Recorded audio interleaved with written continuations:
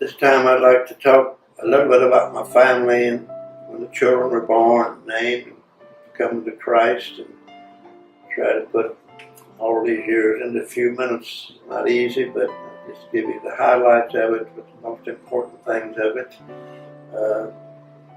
Gladys and I, of course, was married in February the 28th, 1948, and on May the 29th of 1949, we were blessed with our first child, and happened to be a boy that I'd kind of dreamed of. We named him what I had already had named, I think, before I was married. If I had a little boy, I wanted to call him Jimmy. So I named him Jimmy, and then, as is custom, needed a second name. So two of my aunts, my mother told me, name me. And they all wanted to name me, so they gave me about 3 names. So I took one of my middle names that one of my aunts had given me, Harold. I was named Elmer or Harold. And so I took the name Harold and added it for the middle name, so we named Jimmy Harold. And Jimmy's on his birth certificate. He was born, of course, at the Deaconess Hospital in St. Louis, Missouri, just across from the outstanding St. Louis Zoo. And we still kids, some of our kids sometimes through the years and that we got them at the zoo, but it was Deaconess Hospital, which was an excellent hospital. My wife had surgery there when she was a little girl. That's where her family, the hospital that they used and that. And so Jim came along, and then on February the 5th, 1952, we were blessed with our second child. We named her Judy Carroll. And on September the 8th of 1955, we were blessed with our third child, another son. We named him Jeffrey Allen. And that makes up our 3 children.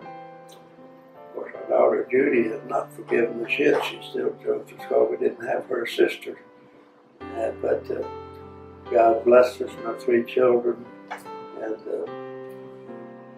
so many things that I would like to say, but to try to narrow it down and everything, I think the next step was we were living in St. Louis at that time, and I was still working with the Purist Corporation. And it was between Judy and Jeff's birth that the Purist Corporation built a big plant in St. Louis and called me out of the ranks and wanted to put me into supervision and management. I told them I wasn't qualified for that, and they said, "We think you are. We've been observing you in that. We've all checked the St. Louis University here, and they have tremendous courses in personnel management and that. If you want to go, we'll pay for it." So anyway, at that particular time, and that was about the time God was dealing with me about becoming a minister also. And let me say this, going back to the church work, it was in March of 1952, we went to Salem, Missouri on the weekends, and Gladys and Brother Lawrence had let us to begin the Free Will Baptist Church in Salem, Missouri. And I was sort of being pulled between 2 different things, but number one thing that we wanted first and all was to raise our children properly and right to the best of our ability, with God being our helper in the fear and admonition of the Lord. So we tried to always put that first in everything in that. So I moved to Gladys and Jimmy and Judy, 3 weeks old, to Salem, Missouri. There, of course, across the street from her parents where they were living. They were getting old at this time and not well. And I would go on the weekend to Salem. And Lawrence did the same thing with his family. And of course, he worked at another place by this time, but we would go to St. Louis and be there all week working that. Sometimes I would come down on Wednesday night or Lawrence one and take care of the midweek services and then drive back. But we did that for some time I felt led to the ministry and finally surrendered. I wanted my kids to be able to go to college and do things that, since I'd come up in the days of depression, things were different, hard, and I wrestled with this quite a lot. I tried not to worry too much. Of course, my dear wife and I were discussed and everything, but I remember a few mornings when I finally reached the conclusion, about 3 o'clock in the morning. The Lord didn't speak to me in an audible voice, but He made it in a still small voice clear enough that He had given me those children. You can take a privilege. So I told Gladys what I was going to do. As a matter of fact, I'd missed a few Sundays at church, and that I didn't come down. I'd moved Gladys and the kids back to St. Louis. And we'd moved across the river to South Roxana, Illinois, 215 Thomas Street. And I said, get the kids ready, we're going to Salem. And he said, are you sure? And it was already too late to make it for Sunday morning. We got to Salem afternoon. And Sunday night, I went to the altar. I wanted to give the invitation and surrendered to the ministry to preach.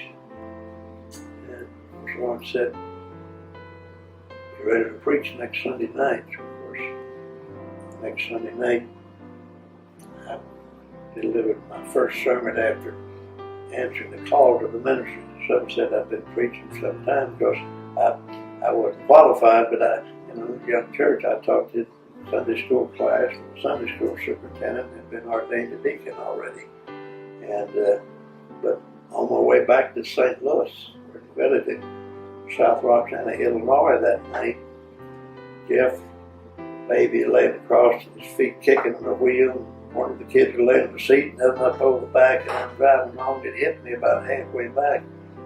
What am I going to preach about? And so I wrestled with it, and I was coming to work. We used to cross the Channel Rock Bridge in St. Louis over the Mississippi and come down Riverview Drive along the Mississippi to North St. Louis, where we built a new plant. At this time, I was production personnel manager. And there was not just a small church there. I think it was the Church of God, a white building, but it had a steeple about as big as the church. It was real neat, painted white, the whole thing. And I looked up in that steeple, and in that steeple they had Jesus Christ, the light of the world. And something said to me, that's your text. And that's the first text that I preached. I still got it somewhere in a little bitty notebook that I preached on. Several people from Purity Corporation drove all the way to Salem, Missouri to see me preach. I preached my first sermon on the first Sunday night after that called the first Sunday in February of 1953. And a lot of people drove down. Some of them were from Salem coming. We hired the Purity Corporation. And that's when I began my ministry. It wasn't long, but I was being called here and there, back and forth to preach, and I would go down and preach wherever there was an opening at. And these Sunday nights, way in the night, we'd be driving back, kids asleep in the car and that sort of thing. But God honored and God blessed. I didn't take no shower and everything. Churches would usually take up an offering. I think one church I went to for quite a long time, preached Saturday night, Sunday morning, Sunday night, and we would drive all the way back. I think the biggest offering I got was $2.35. I think it was a deacon in a little country church. I still go there and put out flags for veterans every year.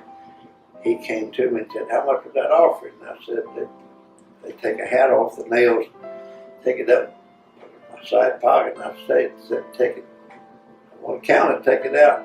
He took it all out, and he said it's $2.35. These offerings stay this big, we're going to have to start using some of this money to help support the cemetery. Because I was blessed with a job and being paid by Purex. And so I said, if you need it, go ahead and take it. I think he split it. That was the beginning of my ministry.